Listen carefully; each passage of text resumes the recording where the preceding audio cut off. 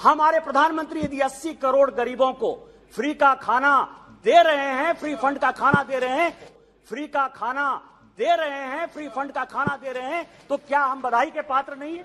क्या हमको प्रधानमंत्री जी को बधाई नहीं देना चाहिए? क्या इस देश का ये हाल हुआ है कि इस देश का गरीब आज प्रधानमंत्री जी को बोले आभार है, मुझे 2 टाइम का आपने खाना दिया है? ये आपकी सोच है? अब अगर इस देश में रहना है तो याद रखिए कि धन्यवाद मोदी जी रटते रहना है। जी, अगर इस देश में आपने जन्म लिया है और यहीं आप खाना पीना, उठना बैठना, इलाज, पढ़ाई, कमाई सब करते हैं, तो फिर ये जरूरी है कि आप जब भी वायुमंडल से सांस लेने के लिए ऑक्सीजन खींचे और जब भी आप कार्बन डाइऑक्साइड बाहर छोड़ें, आपके होठों से अपने आप ये फूट पड़ना चाहिए, धन्यवाद मोदी जी, मोदी जी धन्यवाद।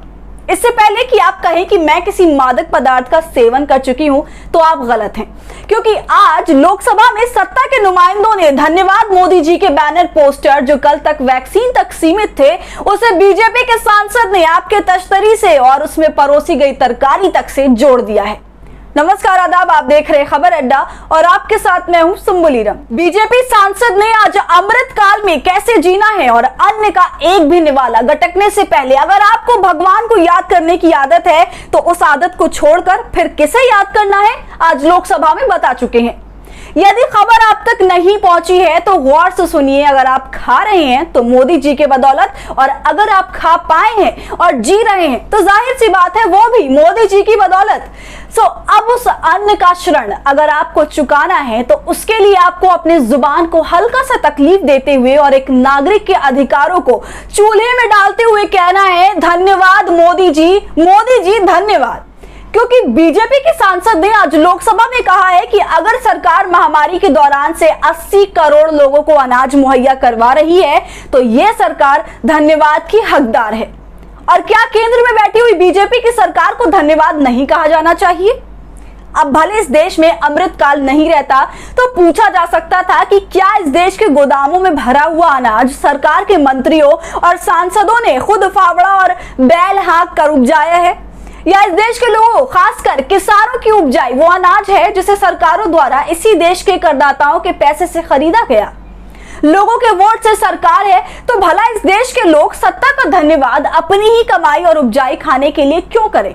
लेकिन अब इस देश में अमृत काल है, सो सुनिए जो सरकार सुना रही है और साथ ही सरकार के दावों पर विपक्षी सांसद सुप्रिया सुले का जवाब भी सुन लीजिए, जिसे सुनकर आज अहंकार और लोगों को उन्हीं के देश में भिखारी समझ बैठी सरकार आज पानी पानी हो गई।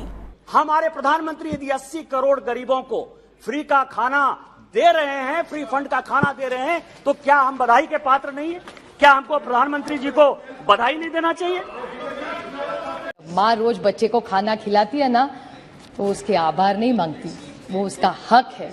माँ प्यार से खाना खिलाती है और बच्चा प्यार से वो आशीर्वाद समझ के खाना खाता है, इसको अन्नपूर्णा इस देश में कहते हैं। तो निशिकांत जी कह रहे थे कि आप आभार नहीं मानेंगे?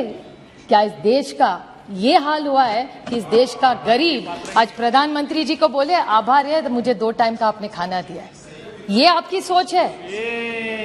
अब ये फैसला आपको ही करना है कि जिस धरती को आप मां मानते हैं, जिस देश को आप और हम मां कहकर संबोधित करते हैं, उसके दिए हुए अनाज, अपनी मेहनत से उपजाया हुआ अनाज और अपनी कमाई से टैक्स भरकर मिल रहा अनाज खाने के लिए आप खुद को किसी सरकार के श्रेणी समझते हैं, या विपक्ष को नीचा दिखाने के उद्देश्य मात्र से की गई ऐसी टिप्पणियां जो हम सबको अपने ही देश में नीचा दिखाती है, उसे आप अपनाना चाहते हैं? बीजेपी सांसद निशिकांत दुबे और विपक्ष से एनसीपी सांसद सुप्रिया सुले दोनों की बातों पर क्या सोचते हैं आप हमसे कमेंट सेक्शन में जरूर साझा कीजिए।